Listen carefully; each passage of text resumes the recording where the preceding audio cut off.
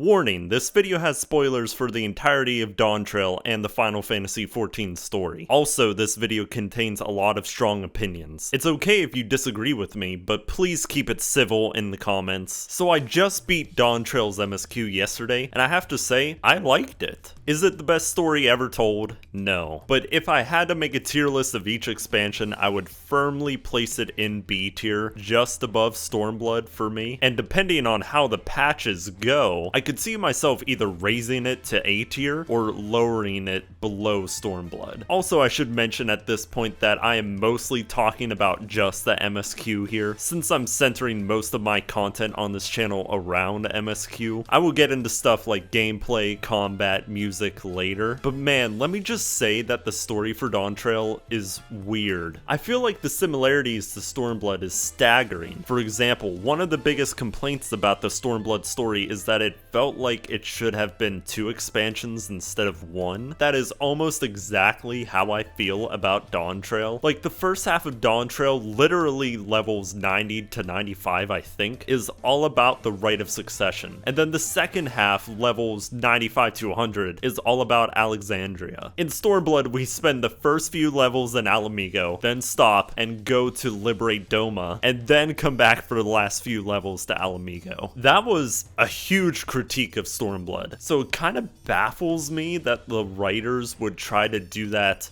again, but better this time, which I do think that it was better this time around. I much prefer splitting the story in half as opposed to the disjointed mess of Stormblood. However, I do think the consequence of this was that both halves of Dawntrail felt a bit rushed. Like, I totally think they could have expanded upon the Rite of Succession, and especially they could have expanded upon Alexandria, but I think I know why the writers did this. It's because they wanted to experiment and see what story the community would prefer, I think. You see, as somebody that works in the film industry, I like to kind of look at the game from the developer's point of view, and if I had to take a guess, I would say that the devs were too afraid to fully commit to one storyline for the entire expansion, because I think they didn't really know what the community wanted. I'm sure they don't even know entirely where they want to go as well, because I think it said that they don't plan this shit ahead of time, it just happens. With the exception of the end of Stormblood, I think they said they planned from the end of Stormblood all the way to Endwalker, 6.0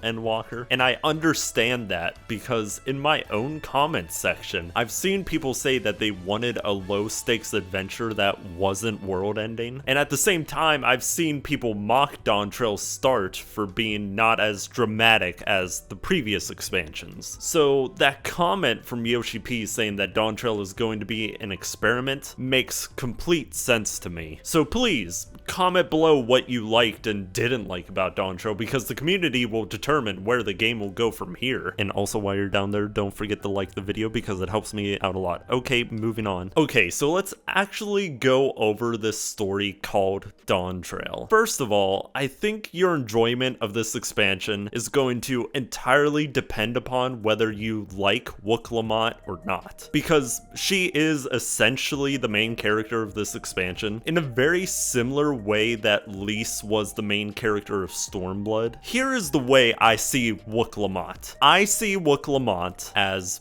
Lys, but better. Quite literally. This is the exact same story of a girl rising up, bringing her nation together, and along the way developing as a character after she realizes the plight of her people. Seriously, go back to Stormblood and you'll see that the story is very, very similar in this one character aspect. But I think they wrote Wuk Lamat better than Lys. We are 3 expansions past Stormblood, and I am still not convinced that Lys is a competent leader for Alamigo. I think Raban would make a much better leader than Lys. I don't know. That's just me personally. I'm sure tons of people will disagree with that though. I'm just not convinced by Lys so far, even after Endwalker. However, with Wuk Lamat, her writing felt so much more believable. At the start of the expansion, I thought Wuk Lamat should not be the Dawn Servant. In fact, I thought there was a legitimate chance that Kona would become the Dawn Servant towards the beginning of this story, instead of Wuk Lamat. Because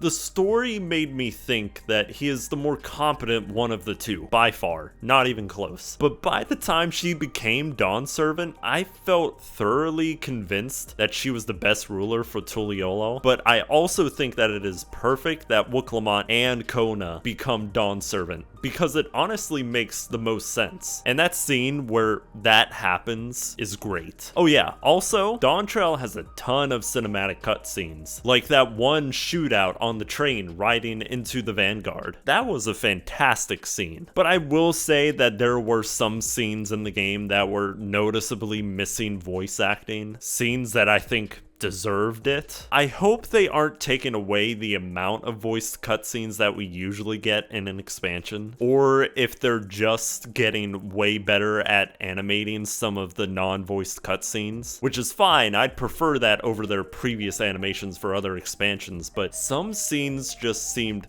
so well done in the animation and camera department that it almost makes me feel like that they were supposed to be voiced originally, but they ran out of time or something. Anyway, back on track, no pun intended. Since this expansion is basically split in two, I think some people are going to prefer one side of the story more than the other. I would like to say that I definitely prefer the Alexandrian part of the story more, because it felt less boring to me. I wish I had a better word to describe it other than boring, but I just felt like I wanted the story to move along during the Rite of Succession, while I wanted the Alexandria story to be expanded upon more. So I will say to the new writing team, please write more stories like the second half of the expansion as opposed to the first half. Although I do think Final Fantasy XIV needed a reset in terms of like power level, because guys, we just came off of so many potentially world-ending threats in Shadowbringers and Endwalker. We went to the edge of existence. I think we need to calm down a little bit here. I don't think we can go further than what we just did in Endwalker. I definitely think we needed a palate cleanser for at least half of this expansion. Although I will say that I think the first half of Dawntrail's story would have been better if it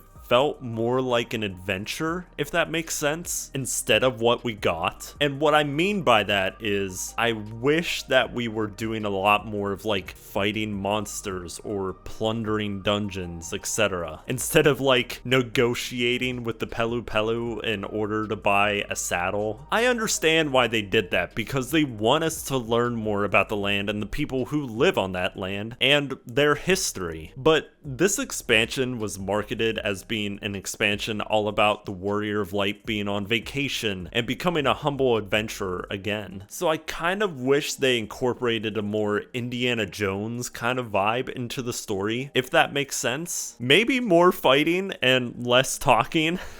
I don't know, that might have been a fun change of pace for the game, you know? Especially now that the gameplay is much more challenging. But man, I really do wish we learned more about the Alexandrians, or we had more time to learn about them. Because I distinctly remember in that last dungeon being bombarded with a ton of dialogue that I just couldn't keep reading, listening, and fighting enemies all at the same time. Once again, this is why I felt like it was rushed. Also, I just wanted to spend more time in Solution 9 than we did, but thankfully the raid series has taken place in Solution 9, so maybe that will be better. Oh yeah, also one really cool thing that I liked about the Alexandrian section was the way they incorporated time into the different reflections, like how time flows differently from one reflection to the source. I know that was the thing back in Shadowbringers, but I feel like in Shadowbringers they could have expanded upon that more, or made it cooler. And I definitely liked what they did here, because it reminds me a lot of that scene from Interstellar, and I want to see more of that. If they go into more reflections, I'd love to see more of the time that goes into like one reflection moves way faster than the source, one reflection goes way slower than the source, etc. In a very general sense, that's for the most part what I have to say about the story. Now I wanted to touch upon the mixed reviews and the hate that I've seen sort of projected towards Dawntrail just a little bit. And if you didn't like Dawntrail, that's completely fine and understandable. I can see why you didn't like it. And please, voice your criticisms, because I'm sure the devs are listening. But I am specifically talking about the commenters on my past YouTube videos, cause some of y'all were brutal to Dawntrail in the comments. Dawntrail was only out for a couple of days, and I would receive comments like, Dawntrail is going to test your faith in the writers. Wuk Lamat is bad.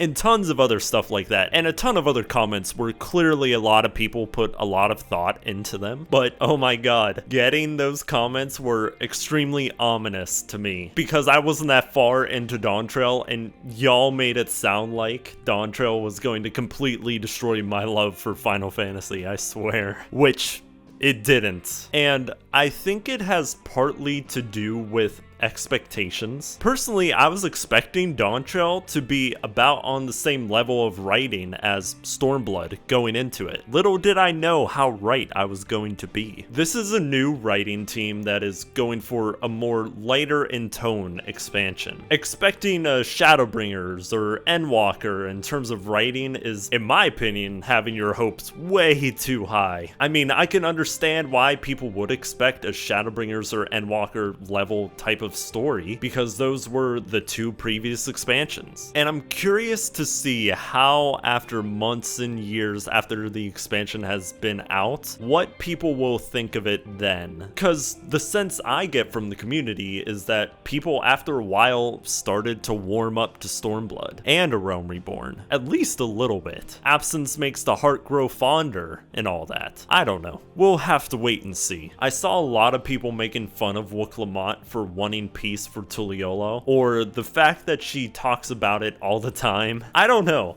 Personally, that didn't bother me very much, but who knows, maybe that could be different for you. Okay, so let's go through some of the characters in the expansion, or at least the main ones. I mean, of course, starting with Wuk Lamat, I already talked about her a little bit. I basically see her as a combination of Lise and Moonbreeda. Like, take Lisa's writing from Stormblood and kind of combine it a bit with Moonbreeda's personality and a love for peace, then you have Wuk Lamat right there. And I don't know, personally, I liked her. I thought she was fun. I thought she was funny at times. I thought she was relatable at certain points. Like, I liked her for the most part. Anyway, let's talk about Kryl. This is supposed to be the expansion where we get to see and learn a lot more about Kryl, and what we did get, I think, was pretty cool. She originates from another reflection, and we get to see and spend some time with her birth parents. And we also learn the origin of her echo. Although I still think overall it was a bit underwhelming. Like,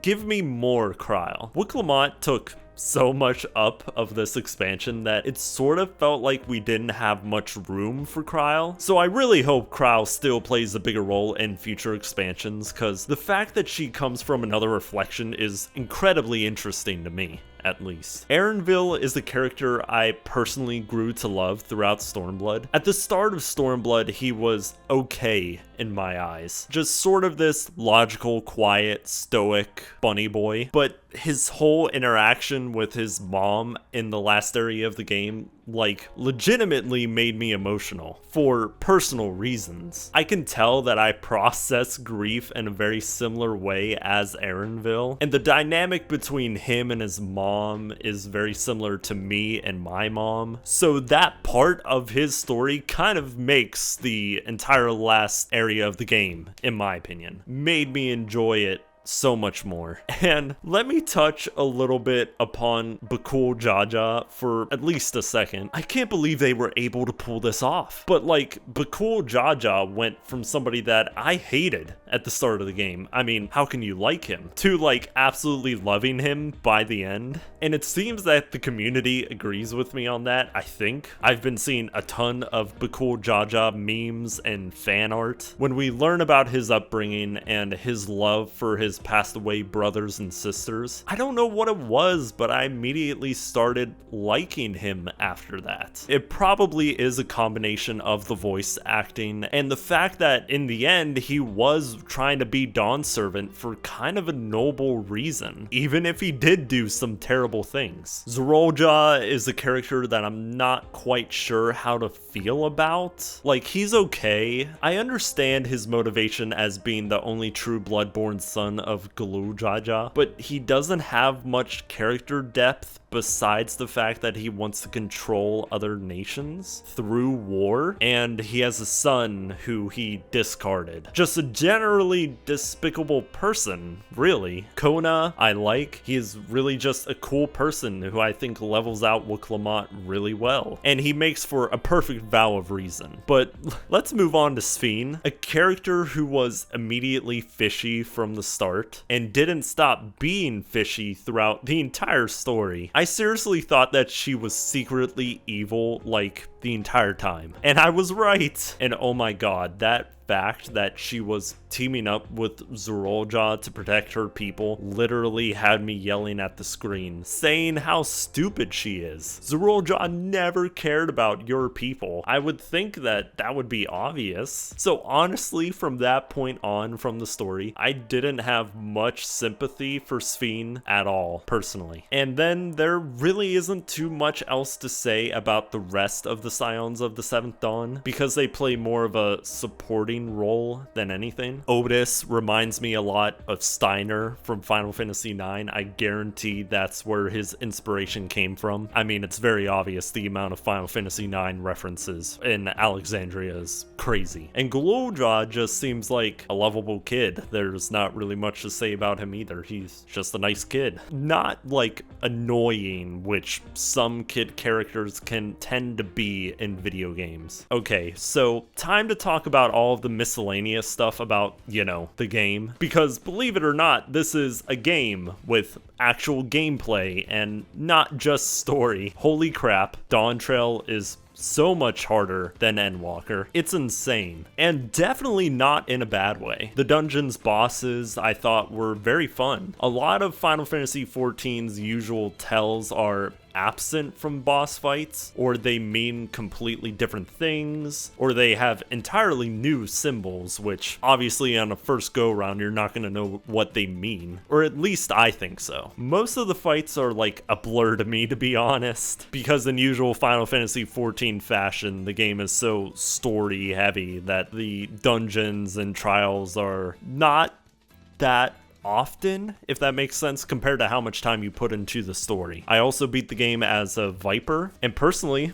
I loved it. I haven't gotten the chance to try out other jobs just yet, but I think I'm going to be switching out Machinist for Viper as my new main. I saw that there was a huge drama over whether the game is too hard now, but I kind of think that the notion the game is too hard now is ridiculous. Like, sure, I don't think I had a single no-death run in any dungeon, but I never once thought that the challenge was insurmountable. Trust me, there are much more difficult games out there. I think Endwalker made people a bit too comfortable in terms of difficulty. Maybe there is more credit to the Dawntrail is too hard argument, because I will fully admit that I didn't look too much into it, but on its surface, I don't think it's too difficult, and that's coming from a casual. Now, of course the exploration and every other aspect of gameplay is mostly the same as other expansions. I will say I appreciate how the mounts sway back and forth now. The music is fantastic as always. I love the battle theme, the Solution 9 theme, and the hideout theme. The Soken and the music team did it again. Amazing. Dawntrail has a ton, and I mean a ton, of Final Fantasy IX references. There's even some 10 and even some 6 references, I think. So as a Final Fantasy veteran, I really enjoyed those, of course. The graphics update looks fantastic as well. It really makes all the areas in the game look great. I love the way Argon looks. I know some people still aren't happy with the way their characters look, but Argon to me looks mostly like his usual goofy, lovable self from Endwalker. So I have no complaints, only compliments. Also, lighting is great, the foliage is great, the areas look great. Not much to complain about for me. Also, I noticed that the general themes of the story in Dawntrail is, I would say, family and grief. That doesn't have anything to do with anything, but I figured I'd throw that in here. Okay, so let's talk a little about where the game could go from here. So like, To be honest, I have no idea what they're going to do with the patches. I assume we are going to be doing a lot of cleaning up in Solution 9 after we basically killed their king and their queen, and their king royally messed up the place. I know that the raid is taking place there, so maybe we'll be helping Solution 9 purely for the raid? I don't know. I haven't gone around to playing it just yet. But what is more interesting is the artifact that Sphene gives the Warrior of Light at the end. I don't know. I got the impression that that thing could help traverse across different reflections or something like that. Y'shtola is definitely going to be interested in that, and I can honestly see that artifact as the thing that sets up the next future expansion. Okay, so in conclusion, Dawntrail is weird, but interesting in a good way. I generally think it's good, but I'm not crazy about it or anything. You know, Yoshi P goes through each expansion saying that, oh, this expansion we were mainly focusing on this. I think he said for Realm Reborn they were just focusing on making a good game better than 1.0. Heaven's Ward, I think he said they were focusing on difficulty. Stormblood, they were expanding content. Shadowbringers, they mostly focused on story. Endwalker was focused on making the game solo. And I think Yoshi P will look back on Dawntrail as the expansion where they mostly focused on the graphics update. That's going to be my bet. I think this expansion will be mostly known for that aspect of it. So this video has probably gone on for way too long at this point, so let's wrap it up. Make sure you Dawntrail that like button, and remember that Dawntrail is now the Dark Souls of Final Fantasy.